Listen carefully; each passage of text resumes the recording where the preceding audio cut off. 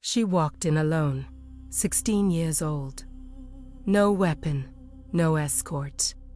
She crossed the threshold of my temple at the hour when even the gods look away, that pale window between midnight and the first gray, and she walked straight to the center of the floor where the stone is black and cold and no one stands unless I permit it. She stood there, and she spoke.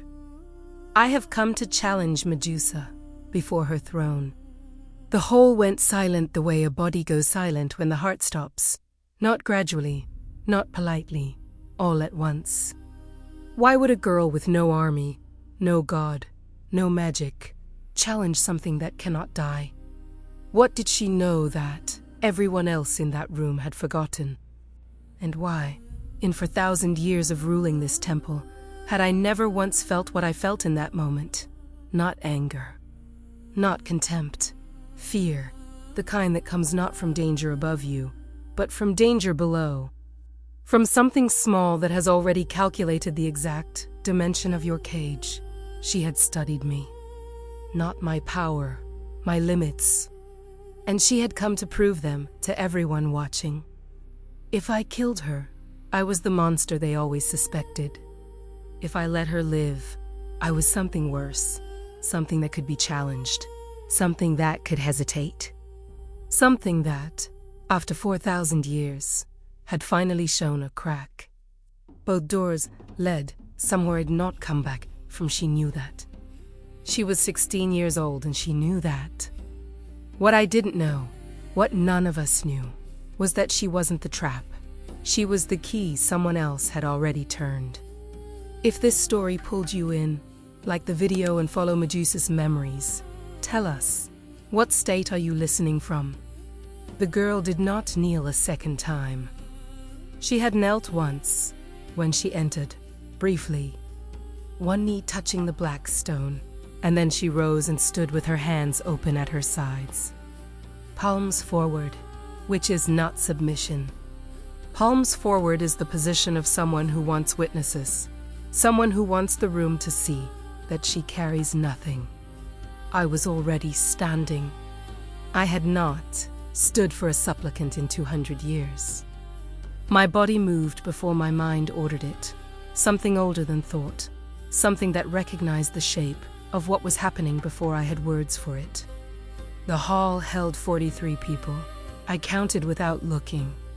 Priests, attendants, to merchants who had come for dawn blessings and now stood frozen near the east column, their bronze offering bowls still in their hands. Every one of them watching. She had timed this. She had chosen the crowded hour. State your name, I said. My voice in the hall does not echo. It arrives. There is a difference. Echo is repetition. Arrival is weight. The merchants flinched. The girl did not. Sira, she said. Daughter of Marin of the lower city. My mother was a weaver. She is dead.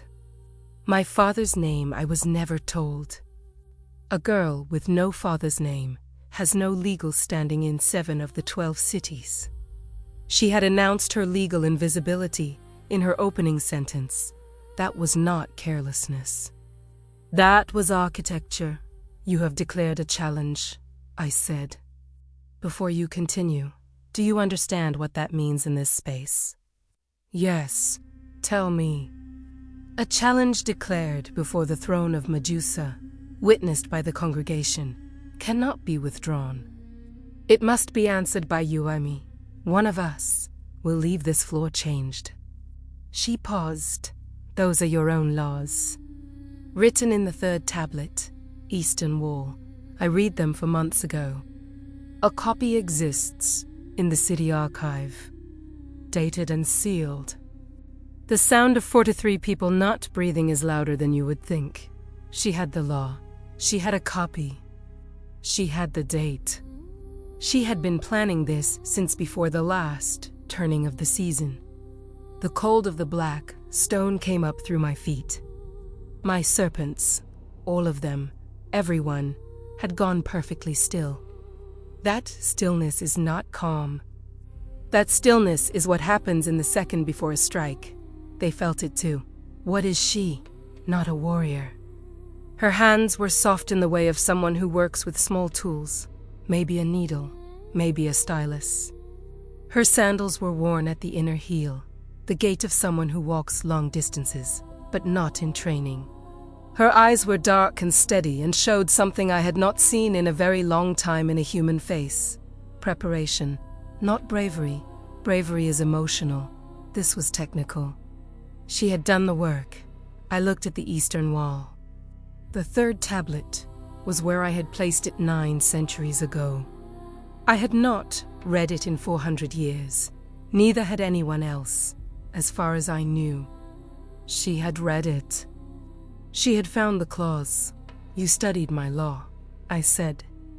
I studied your cage, she said. The merchants dropped their bowls. The bronze rang across the stone, and nobody moved to pick them up. That word, cage, not insult, diagnosis. I had not heard that word applied to me since a time I do not speak of. Since a woman who also knew things she should not have known, in a temple that no longer exists, in a city that the sea reclaimed. She is not the first. The thought arrived cold and certain. She is part of a line. Someone taught her where to look. Who? Continue, I said. My voice was steady. It always is. That steadiness has saved me more times than my power. But underneath it, something was moving that had not moved in decades. A slow, tectonic shift. The feeling of ground that seemed solid revealing itself as surface. Sierra reached into the fold of her robe and produced a letter. Small, sealed in red wax with a mark I didn't recognize. She held it up so the room could see it. This letter, she said, has already been given to a trusted party outside this temple. If I do not deliver a counter-message before sunrise, a message written in my own hand and bearing your seal, this letter will be dispatched to the Council of Cities, all 12, the Council of Cities. I had not heard those words spoken inside my walls in 3 centuries. Vilas chimiet hasi burning, not by my hand, by theirs. What does the letter contain? I asked. A testimony, witnessed and notarized, detailing 17 instances in which this temple has operated outside the boundaries of the sacred compact. Tax, exemptions granted without disclosure. Sanctuary given to individuals who were under formal city warrant. 3 land transfers that were never registered with the municipal authority. She did not look at her hands. She did not look at the letter. She looked at me. Each one individually is an irregularity. Together they constitute grounds for dissolution. Dissolution.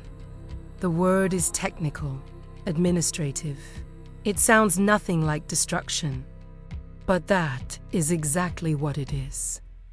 The serpents in my hair began to move again, not striking, not coiling, spreading, the way water spreads when it finds the edge of something. This is what she had come to say. I can destroy you without touching you. I can take this place apart with paperwork and precedent, while you stand here unable to turn me to stone because I am 16 and have no power, and everyone is watching. She was not wrong. I had not been wrong about anything in 40 years. The feeling was unusual. Like a flavor I had forgotten. It was at this moment that I heard footsteps behind me. Not hurried, deliberate. I knew the sound of those sandals on that stone. I had heard them for 60 years. Cressida entered the hall from the northern door. She was dressed for ceremony, full vestments. The heavy gold chain of the high office, her white hair pinned in the old style. She had not appeared in full vestments for 6 months. Not since the last high rite. She had been ready. She had been waiting. She had known. In her hands, she carried a scroll, sealed in the same red wax, as Syrah's letter, the same mark. The same mark. Cressida crossed the hall without looking at Sira, without looking at the merchants, or the priests, or any of the 43 people who had suddenly understood that this was not a spontaneous event. She walked to the central stone, to the offering platform, the flat altar directly before my throne, and she placed the scroll there with both hands. Formal placement. Witnessed placement. She stepped back 3 paces. She folded her hands. She looked at me, not at Sira, at me, and I understood. The girl had not come because she was brave. The girl had come because she had been given a script and a door and told exactly when to walk through it. Sira was the public face, the sympathetic figure, the 16-year-old with no father's name. Cressida was the mechanism, and the scroll on my altar was the decree of extinction. I had heard of it. I had never seen it. It had been written during the last purge of the Compact, a contingency document. Knocker used, granting full authority to dissolve a religious institution if sufficient evidence of irregular conduct was presented before witnesses in the institution's own space. Sufficient evidence. 17 instances. Cressida had spent 60 years collecting 17 instances. The serpents in my hair made no sound. Neither did I, neither did Sira. She was watching me the way a person watches a door they have locked from the outside. Not afraid of what is inside, but curious whether it will try the handle. I had never been on this side of a locked door before. Where did you find her?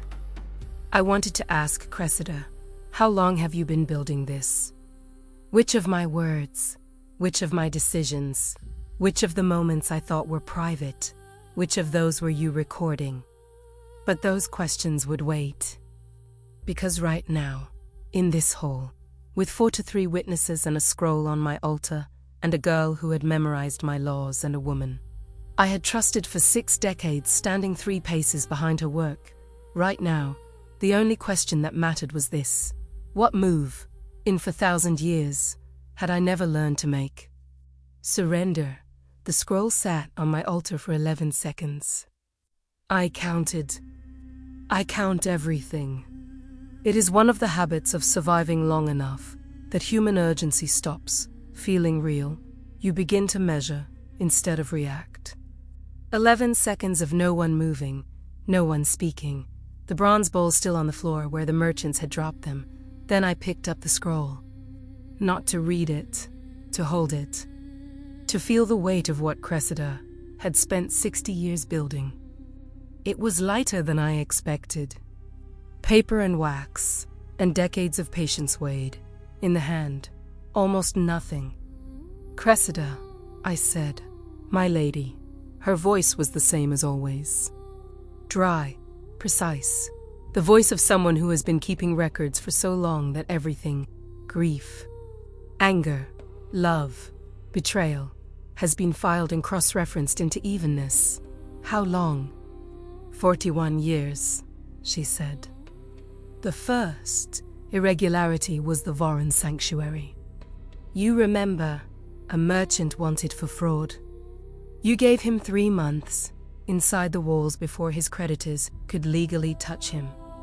I noted it then, 41 years. I had known Cressida for 60, which meant for 19 years she had served me as simply herself. As the young administrator who catalogued offerings and maintained the temple records with a thoroughness that I had found, at the time, admirable. 19 years before the first note in a file I never knew existed. What changed in the 40th year? Did I do? I looked at her face and found nothing readable there. Not satisfaction, not grief, not apology. Just the face of someone who has completed a very long task and is now waiting to see the results. You trained her, he said, looking at Sarah. He found her. Cressida sighed. She trelf. The girl is extraordinary. I gave her access to the archive. She did the rest in 4 months. For months. I turned to Sira. She was still standing in the same position, palms forward, heels together, watching me with those dark, prepared eyes. But something had shifted in her posture. A fraction of tension that hadn't been there before. Not fear, recalibration. She hadn't known I would understand this quickly. She had planned for more resistance, more confusion, more time.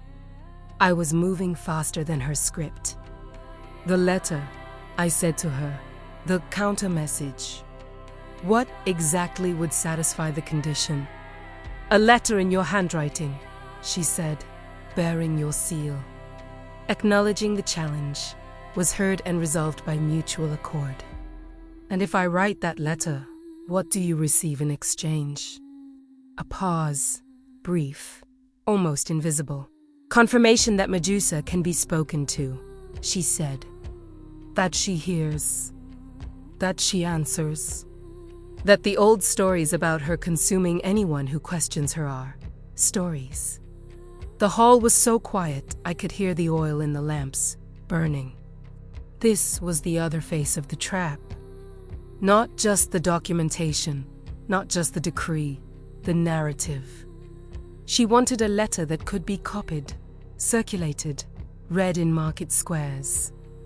A letter from Medusa saying, "Yes, a girl challenged me, and I answered her with words." A letter that would make every frightened person in every lower city district understand that the old powers could be addressed, could be held accountable, could, under the right conditions, be made to respond. That letter would not dissolve my temple. It would dissolve something else. Something older and harder and more essential. The distance. The silence that keeps the sacred sacred. If they can speak to me, they will. If they can invoke me, they will. If they know the procedures, the clauses, the laws written on my own tablets, a sound from the far end of the hall. Soft, metallic. One of the young priests, shifting his weight, and the decorative chain at his belt catching the lamplight.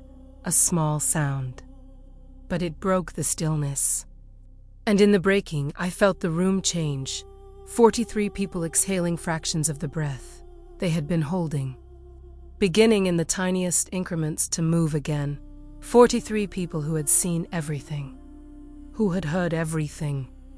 Who would carry it with them when they left. Whatever happened next in this hall, the story was already loose in the world. These 43 mouths would shape it. The only question was what shape I gave them to work with. I set the scroll back on the altar. "You have a deadline," I said to Sira. "Sunrise." "And these." I looked at the angle of the lamplight against the east wall, perhaps 3 hours away. Less. 2 hours and 40 minutes, Sira said. I calculated for margin. Of course she had. "Then we have 2 hours and 40 minutes to determine whether this ends with a letter or with a decree." I turned to the whole. "Everyone who is not temple staff, leave. Now. You may go to the forecourt. You will be called when you are needed as witnesses or released, when you are not." The merchants moved first. Then a cluster of mourning petitioners near the back. The priests held, looking at Cressida, and she gave the smallest nod. "Yes, go." And they filed out through the side passages. Ninth de Halme Faude Crescida, Sera. And Lyra, my attendant of 40 years, who stood near the western pillar where she always stood, her hands folded, her face as still as carved wood, for people, and a scroll on an altar. And 2 hours and 30 minutes before the sun made the choice for all of us. "Sit," I said. Sera looked at the floor. "Not on the stone," I said. "There are chairs in the east alcove. Have Lyra bring them." I watched Lyra move to the alcove. She moved the way she always moved. Quiet, efficient. The economy of someone who has served in a particular space long enough to know exactly where everything is in the dark. I had trusted Lyra for 40 years. The same, 41 years, Cressida. had been building her file. The arithmetic arrived before the thought was finished. Lyra. The letter had been sent by Place, dentro do templo. Sira had said it herself. Her countermessage condition required a letter before sunrise, which meant someone had already departed with the original. The timing of Cressida's entrance, dressed, ready, with the decree, meant coordination that went beyond to people. 3. The number hit me like cold water. Not shock, recognition. The specific quality of a thing you suspected at a depth you did not let yourself know. Lyra set a chair before me. She looked at my face. She knew I knew. Her hands didn't shake. Her eyes didn't drop. 40 years. Sit, I said again, to Sira. My voice was the same, always the same. The steadiness is not performance. It is the only mercy I have to offer, sometimes. To not let them see the wound until I understand its shape. Sira sat, and the 2 hours and 30 minutes began. The chairs were brought. No one sat in them except Sira. Cressida stood. Lyra stood. I stood. 3 women arranged in a triangle around one girl in a chair, which should have looked like power, and did not. I began with the question I should not have asked first. What do you want? I said to Sira, not the letter, not the narrative. You, what do you actually want? She looked at me for a long moment, the prepared eyes, the calculated face. Then something shifted behind it, not dropping the mask, exactly, but adjusting it. Acknowledging that I was not following the script and that she would have to improvise. My mother died in the lower city, she said. Fever. 8 months ago, she had been sick for 2 years. During those 2 years, 3 different physicians told us that the Temple of Medusa held medicines in its stores that could have slowed the progression. Not cured, slowed, given her more time. She paused. We applied for access through the formal petition system, twice. We were denied both times. No reason given. I said nothing. I spent for months in your archive. I found 31 other cases. 31 families from the lower city who petitioned for medical access and were denied, no reasons recorded. In the same period, 11 families from the merchant district received access. All 11 approvals signed by the same administrator. She did not look at Cressida. She didn't need to. The lamp oil crackled. A thin sound, high and sharp. I turned to Cressida. The denial decisions, I said, were any of them reviewed by me? No, Cressida said. Administrative matters below a certain threshold are delegated. You established that protocol yourself 40 years ago. You said you did not want to be burdened with what? A pause barely long enough to measure. With the weight of individual cases, she said, your words. My words, 40 years ago. Words I could not remember speaking because they were the kind of words that feel like management and settle into the foundation of things and become, over time, the reason that 31 people from the lower city buried someone they did not have to bury.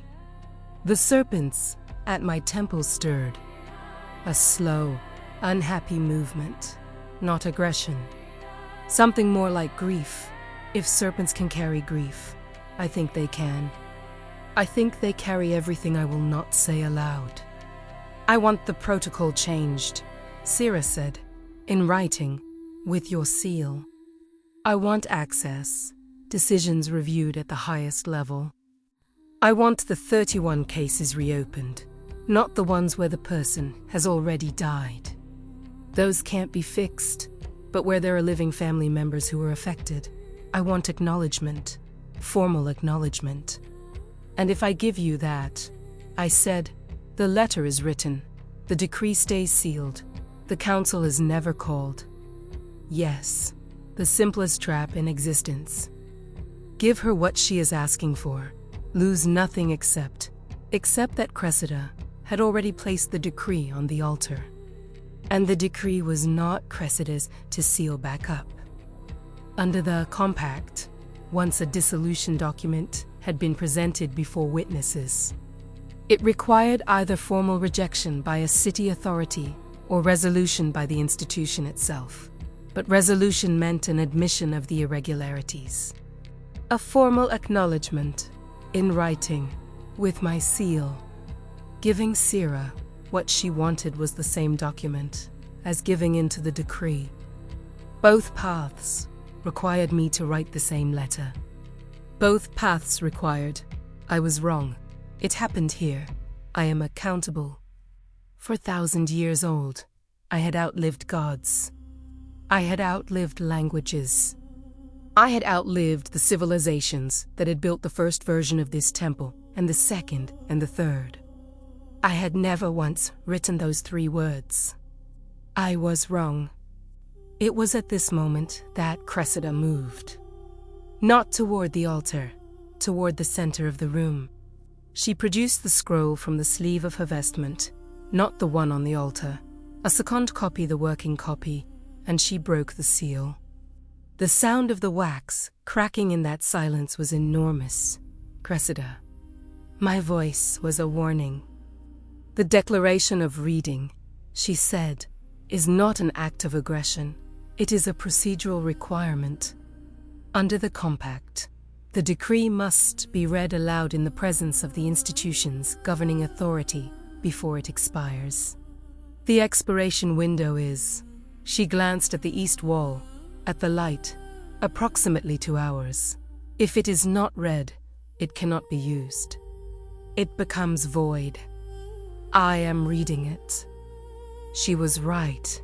That was the genius of it. The cruelty of it. She was not attacking. She was following procedure. My procedure.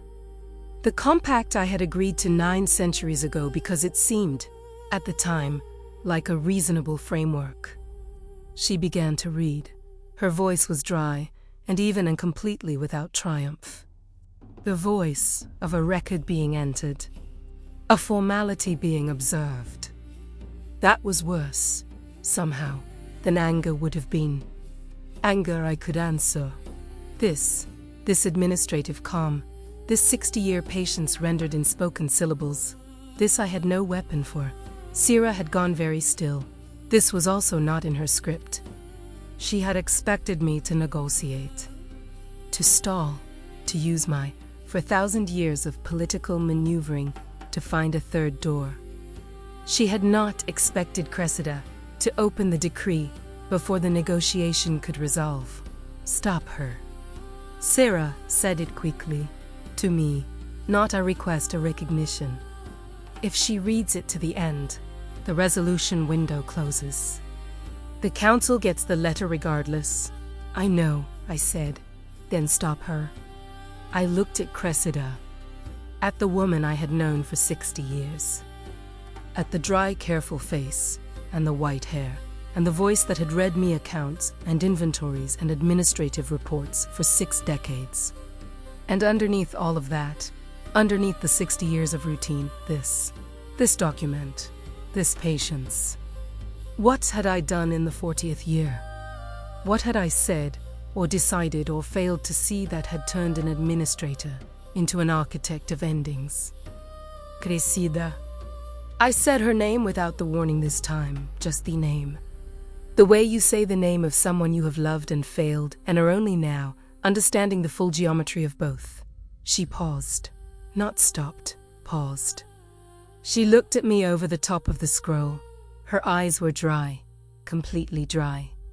Not coldness, exhaustion. The specific exhaustion of someone who cried about a thing so long ago that the grief has composted into something structural. The 31 cases, I said. She waited. Were any of them in your family?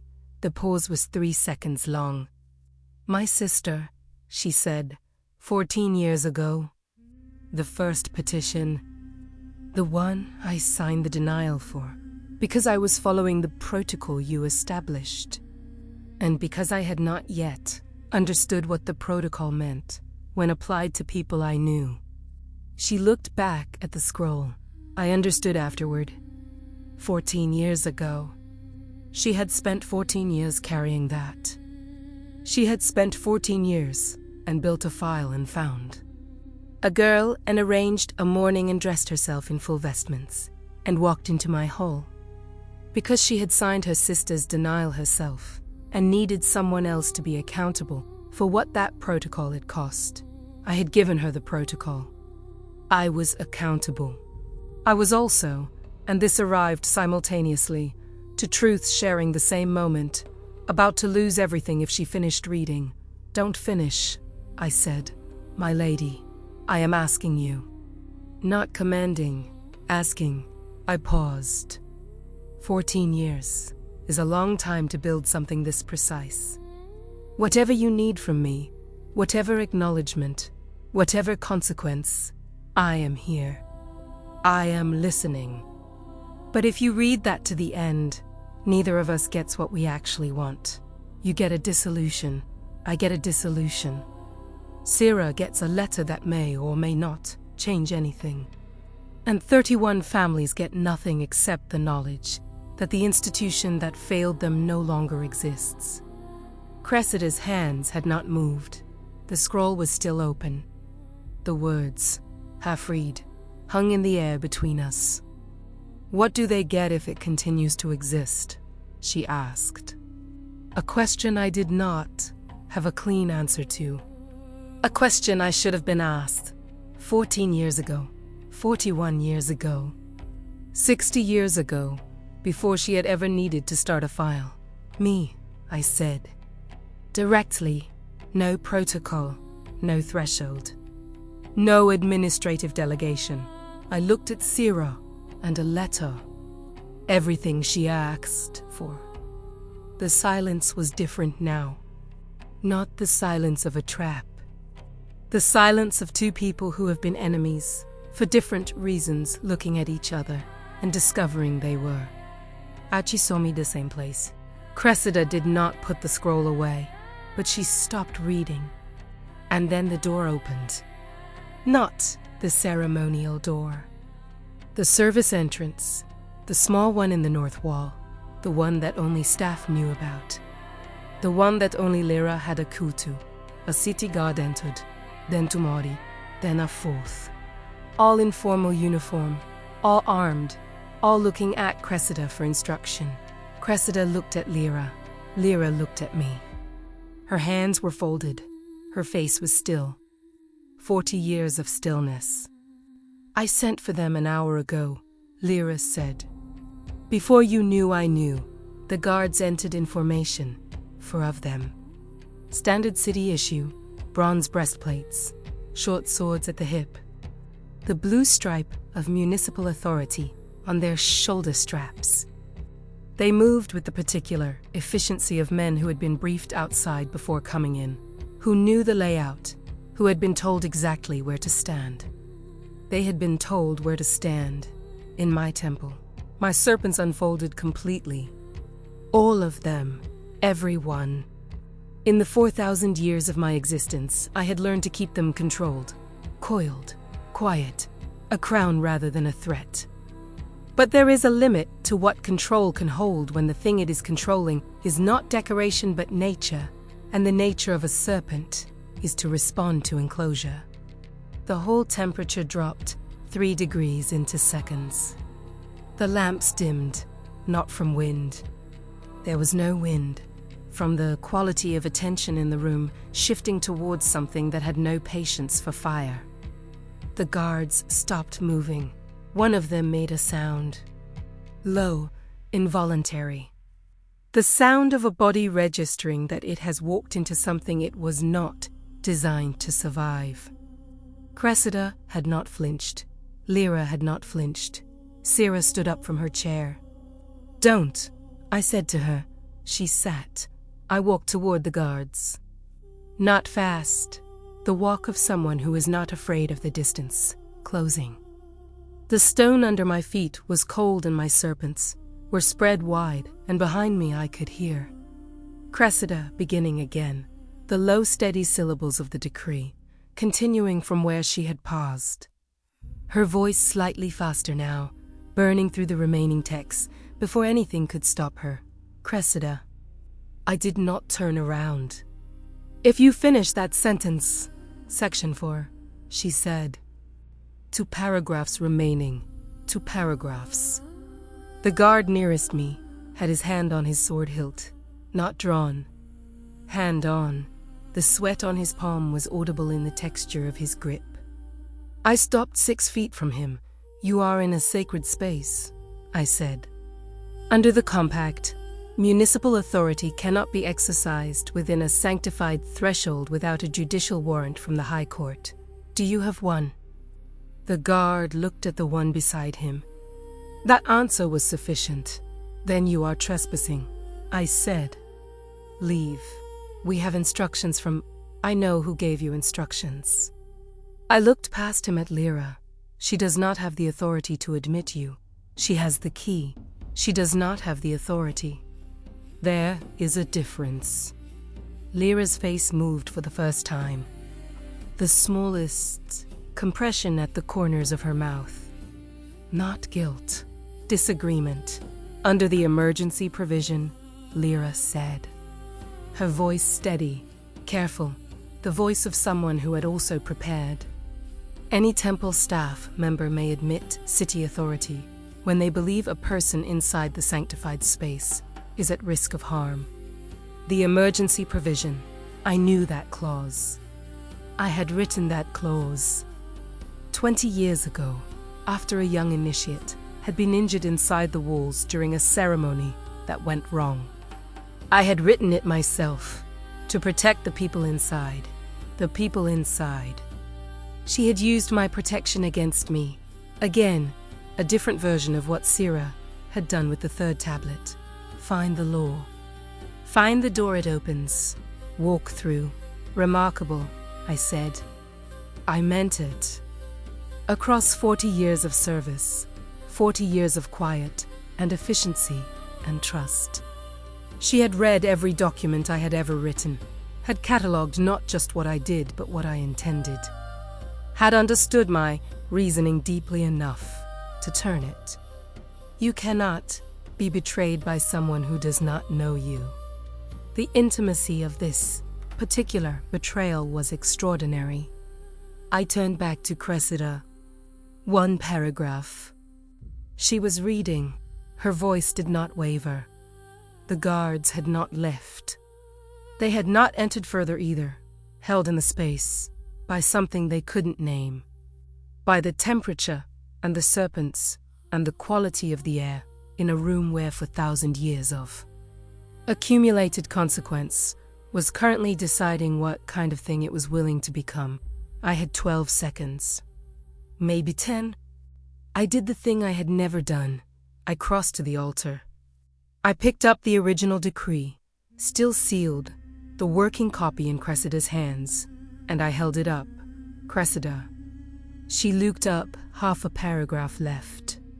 If I sign this, I said, voluntarily, before you finish reading, what happens? A pause. The reading stopped. Voluntary signature transforms it from dissolution to reform, she said slowly. The institution continues. Under a monitored period, 2 years, audited by the Compact, and the 31 cases formally acknowledged, reparations assessed. She looked at the decree in my hands. It was written with that option. I included it.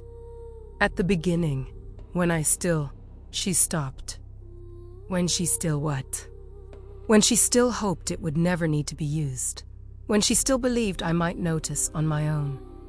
I set the decree back on the altar. I put my hand on it. Not signing, not yet. Hand on. Then let me tell you what happens now, I said, not as a negotiation, as a statement. The protocol is dissolved. Access, decisions come to me. The 31 families receive a formal document, not acknowledgement of failure. Acknowledgement of consequence, which is different and which matters. The gods leave. The decree is signed voluntarily, before witnesses, and the compact audit begins at next moon. Silence. The last lamplight shifted. A current through the room, not wind, not cold. Something less physical.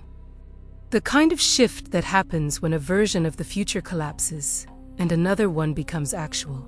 And Lyra? Cressida asked. I looked at Lyra. 40 years. She leaves, I said. Today. Not in punishment, in recognition. That, what she did required more courage than I gave her reason to need. And that I cannot continue, as though the 40 years were one thing when I now know they were two. Lyra looked at me. Her eyes were wet, not crying.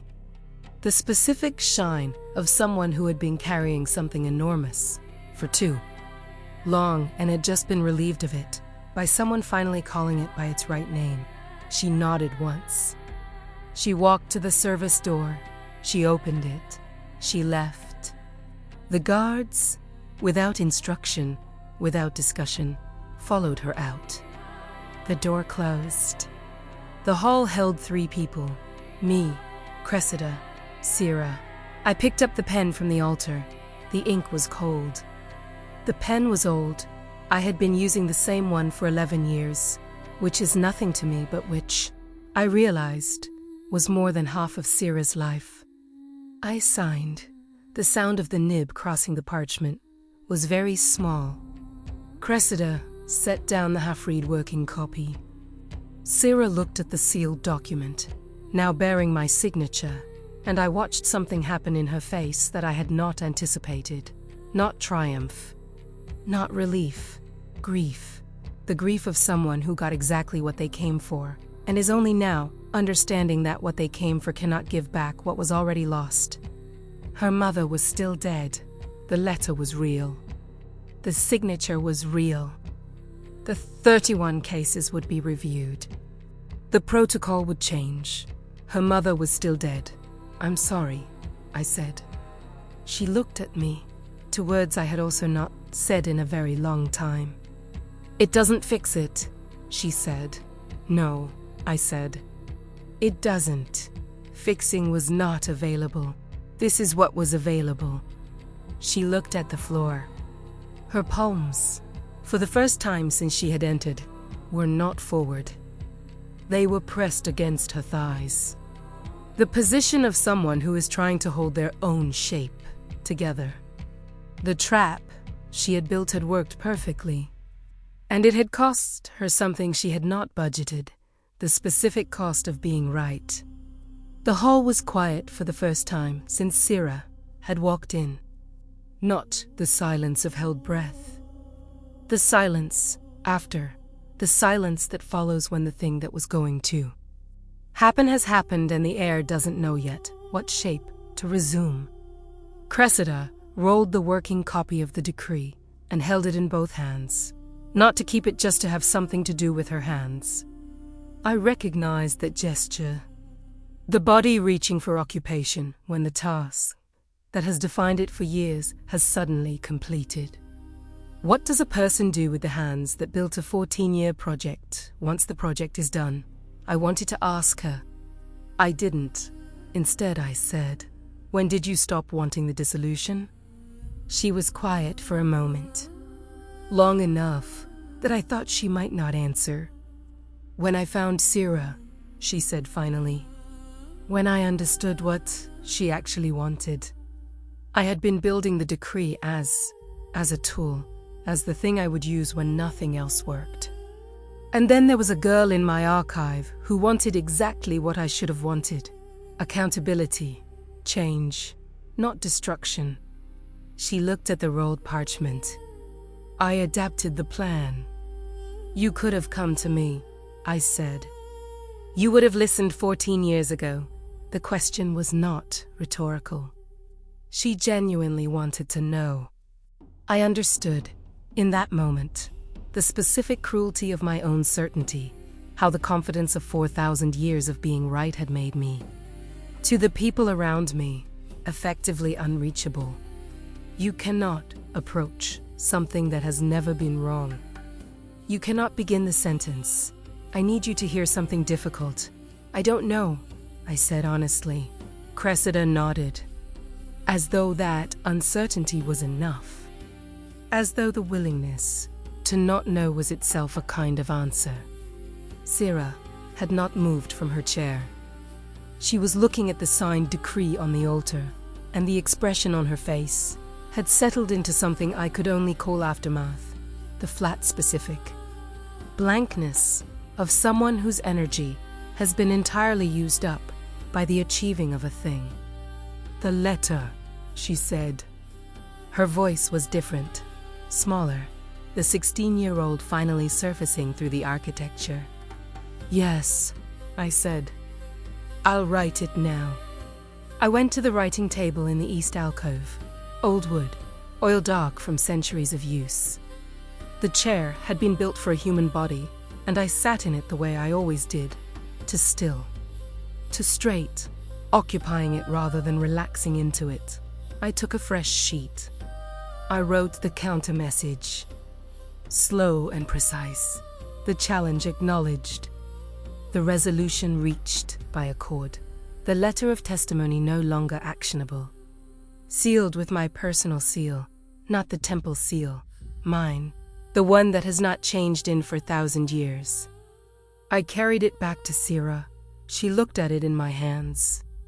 You need to take it now, I said. If the messenger has not yet left, he left at midnight, she said. I told you, I calculated for margin. Then this letter needs to reach the council before his does. How long does he have on you? 3 hours, maybe 3.5, rider or foot.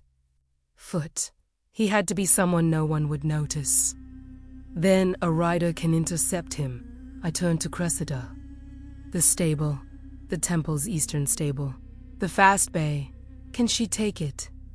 Cressida hesitated. Notre recalculation. The expression of someone rapidly revising what was possible. The fast bay can reach the city outpost in 40 minutes, she said. From there, the council courier route runs parallel to the eastern road. If the messenger is on foot, he can be intercepted, I said. Yes. Cressida looked at Sira. Can you ride? Yes, in that. She looked at Sira's robe. Sira looked down at herself. Thin ceremonial cloth, not cut for riding. She looked back up. I'll manage, she said. I gave her the letter. She took it with both hands. Formal, the way she had taken every element of this morning, with the seriousness of someone who had spent for months calculating. For margin, and still found herself in the middle of things she had not anticipated. She started for the door. She stopped. She turned back to me. My mother's name was Marin, she said. If the formal acknowledgement, if there's a document, I want her name in it. Not applicant or petitioner, her name. Her name will be in it, I said. She nodded. She left through the main door, the ceremonial one, the one she had entered through, walking back through it now, in a robe not built for riding with a letter that could stop a cascade that she had herself set in motion. The door closed behind her. Cressida and I were alone in the hall. The lamps had burned lower. The ceiling was darker now, the carved reliefs retreating into shadow. In another hour, the sun would enter through the eastern aperture, and the whole hall would fill with that particular pale gold that I had watched. Arrive 4,000 times, and still cannot fully account for the specific quality of morning light that makes stone look briefly alive. We had been in this hall for almost 3 hours. What happens to you now? I asked. Cressida set the rolled decree on the altar beside the signed one. She smoothed her vestments. The gold chain of the high office caught what was left of the lamplight. "I suppose that depends on you," she said. "It doesn't," I said. "Not anymore. The audit begins next moon. The compact will review all decisions over the last 40 years, including the denial records, including my delegation protocol, including," I paused, "including the signatures." She understood. Her name was on 31 denials. Her name in her hand and her ink. She had built this entire structure in order to force accountability, and the accountability, when it came, would land on her too. "I know," she said. "I knew when I started." "Cressida, I know," she said again, quiet. Final, the tone of someone who has accepted a cost they calculated a long time ago. The air between us was full of 60 years. Full of mornings like this one, full of evenings and records and administrative meetings, and the 41 years of parallel things happening beneath all of it. Full of her sister's name in a denial file. Full of a 14-year-old grief that had been transformed, through sheer force of precision, into a morning that changed things. "I am sorry," I said, "about your sister." She looked at me. 14 years late, she said. "Yes," I said. 14 years late, which does not make it not true. She looked away. Her jaw moved. A small private adjustment. The body managing something the face would not show. "Go," I said. "Get some sleep. Come back when the sun is up. We have a great deal of work to begin." She walked toward the north door, the service entrance, Lyra's door. She paused with her hand on the frame. "The girl is extraordinary," she said, without turning around, whatever else she decides to do with herself. "Yes," I said. I didn't tell her that. I should have. She left. I stood alone in the hall with 2 decrees on the altar, and the dying lamps, and the serpents that had finally settled back into calm, the specific settled quality that comes not from the absence of danger, but from the resolution of it. Different sensation. Both stillness, completely different. The eastern aperture had begun to lighten. Somewhere on the road between the temple and the city, a girl in a robe not built for riding was intercepting a messenger she had sent. Undoing, at speed, something she had built over for months, not destroying the plan, redirecting it. She had come in to challenge Medusa. She had come out with Medusa's signature. In the morning light arriving through ancient stone, I tried to find the moment when the trap had become something else. The exact second the machinery of her plan had turned into something neither of us had designed, I couldn't find it. The most dangerous things never announce themselves. They simply become. And then the door opened again, not a door I had been watching. The east door. The one that opened directly to the outer courtyard. The one used for deliveries and supply loads. The one that was bolted from inside every night by the head of stores. It opened. No sound of bolts. No sound of forced entry. A key. Someone who had a key to the east door. The light through the opening was still gray. Not dawn. Not night. The thin, undecided color of the hour between. A figure stood in the frame. Not tall. Not armed, as far as I could see. But still, I had sent everyone away. Cressida, Lyra, the gods, Sira. The hall should have been empty except for me. Someone had a key. "Who are you?" I said. The figure did not answer immediately. It stepped inside, let the door close behind it, stood in the gray, uncertain light of almost morning. A woman. My age and appearance, which means nothing, that tells me nothing about what she is or how long she has been. Her face was covered, a light, traveling cloth across the lower half. Her eyes were visible. She looked at the altar, at the 2 decrees, at the signed one. She looked at my hand, at the seal ring, the personal one. She nodded, slowly, as though confirming something. Who sent you? I said. No one sent me, she said. Her voice was accented, not from any city I could currently place, but the accent of something old, something regional to a region I had not heard spoken into centuries. I came to see what? Whether you would sign it, she said, voluntarily, before the end. She looked at the signed decree again. You did. You were watching. I have been watching for longer than tonight. The serpents were awake again, not spread, focused. A single coiling attention directed at one point, which is the opposite of defense, and the beginning of something else. You know the East Door's bolt schedule, I said. I know this temple, she said. I knew it when the walls were younger. When the walls were younger. The East Wall had been rebuilt twice. The most recent reconstruction was 400 years ago. Before that, 300 years before that, 700 years. She had been watching for 700 years. What do you want? I said. She reached into her sleeve. Slowly, the deliberate slowness of someone who knows what slow means in a room like this, and produced a piece of cloth. Small. Folded. She set it on the floor between us, and stepped back. She did not speak again. She turned and left through the east door, which closed behind her without a sound. I did not move immediately. I stood and looked at the folded cloth on my floor, and listened to the absolute silence of a hall that had held 43 people and guards and decades of accumulated. Sun only me, then folded it. It was a piece of undyed linen, the kind used for wrapping offerings. Written on it in a careful, practiced hand, not rushed, not hurried.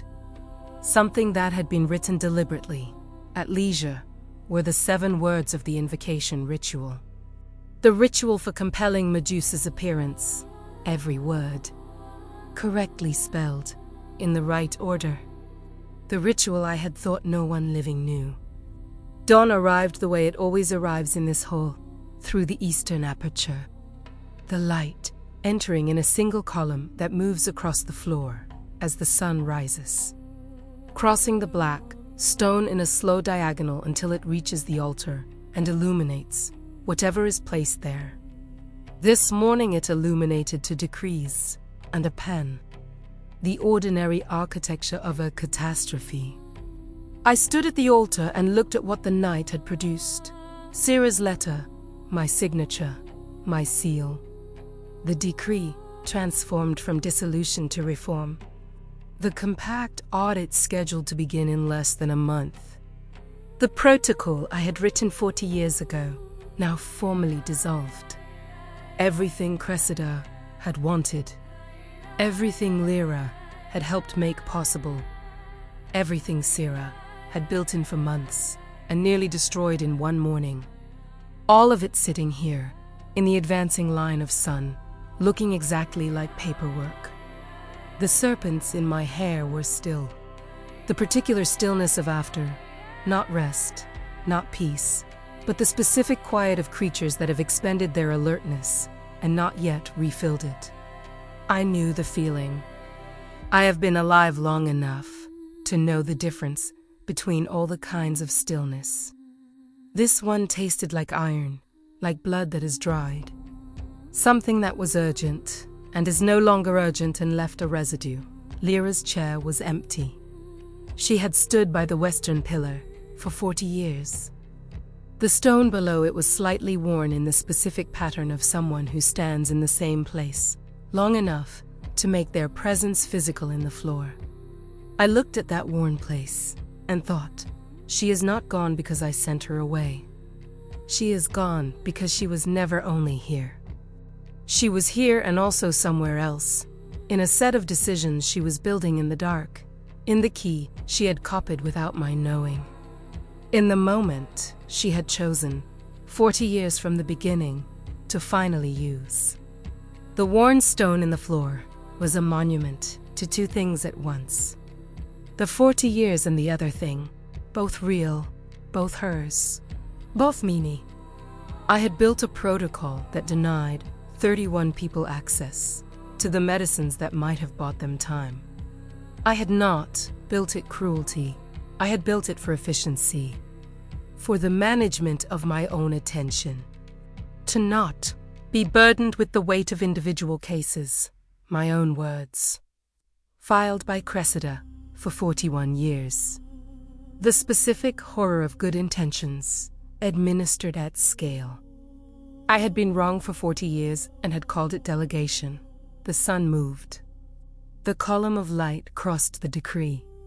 Somewhere on the eastern road, Sira was riding. I tried to calculate the probability of intercept. A girl on a fast, bay against a messenger with a 3.5-hour lead. Foot versus horse on a well-maintained road. 40 minutes to the outpost. The courier route running parallel. She had a chance, a real one. The margin she had calculated for, turned against her own plan, turned back towards something recoverable. She had come in to destroy me and had ended up, by the geometry of the morning, having to save what she had tried to destroy. The irony was not cruel, it was just accurate. The most devastating truths are usually just accurate. I went to the east alcove. I sat in the chair built for human bodies. I set both palms flat on the old dark wood of the writing table. What was different now? In 4,000 years, the answer to that question was rarely much. A city changed its government. A god changed its name. A civilization decided it had outgrown its myths, and then spent 3 centuries quietly missing them. The things that changed in any given season were almost always smaller than they seemed from inside them. But this was different. Not the decree. Not the audit. Not the formal acknowledgement of 31 names. This was different. I had said I was wrong. Out loud, in the hall. With witnesses. Even if those witnesses had left. Even if only the stone heard me. Even if the morning light had no opinion on the matter. Something that had been closed for 4,000 years had opened. And the opening did not feel like relief. It felt like the moment you understand that a wall you thought was protecting you was also keeping something in. And now the wall is gone and the protected thing and the imprisoned thing are both free, and you cannot immediately tell which was which. 43 people had been in this hall. They would talk. The story would move through the city in layers.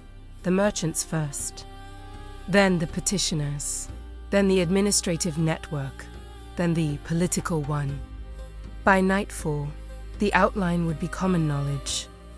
By the end of the week, the shape of it would have settled into the first version of a story that would be retold and altered and simplified and dramatized until the actual morning was barely recognizable inside it.